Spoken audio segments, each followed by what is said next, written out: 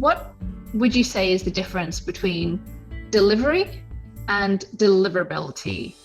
Dimiter, I'm going to throw it to you first. So, when we talk about the process of delivering mail, the delivery rate is what gets delivered past the receiving entity gateway, right? So we knock on the front door of the mailbox provider and we say we have a message that we'd like to deliver, and they will either accept that message and, give us a 250 OK code, meaning everything is good to go, or they will provide some sort of a bounce, right? Like either a 4x or a 5x bounce that gives us a good reason as to why they're not able to receive that message.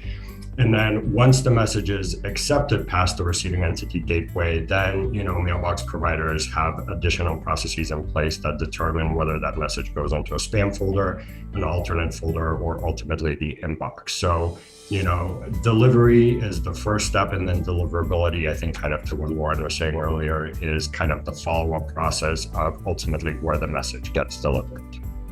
Yeah, and I think that the tricky part, I definitely agree with everything Dimiter was just saying, but I think the tricky part is that unlike that delivery rate, the mailbox providers don't tell you if your emails went to the inbox or the spam folder. They literally just kind of hang up the phone once they've told you that the mail has either been rejected or bounced or accepted or delivered within their system. So any deliverability rate that you might see within your ESP or maybe like a deliverability monitoring tool or a vendor dashboard that you're using is really just a guess. Like it's a really educated guess, and it's based on lots of signals, right? They're using panel and pixel-based cues within their email metrics. So think about like open rates, click rates, unsubscribes, and marked as spam reports, as well as seed testing, panel data that might be available through one of those third-party deliverability monitoring services. So it's one of those, like, one of them is a very, very kind of accurate rate. The deliverability rate is very much kind of just subject to whoever's calculating that score and what data points they're using. So just make sure you understand how that's calculated within your tool.